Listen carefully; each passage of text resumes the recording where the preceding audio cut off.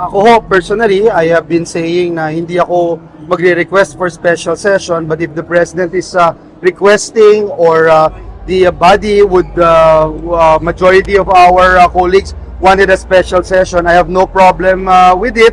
I'm willing to comply at ang nakikita ko lang po kasi hindi maganda na yung nag-file ng impeachment ang humihingi nito, no? Kasi parang bias naman po na kung yun ang magiging basihan ng mga hurado o mga members of the jury na magiging basihan na desisyon kung bakit magkakaroon ng special session. Ang importante po dito, klaro na tayo tutuloy sa impeachment trial. Klarong-klaro po na meron ng impeachment complaint at klarong-klaro din na ready ang mga senador na gampanan yung kanilang tungkulin.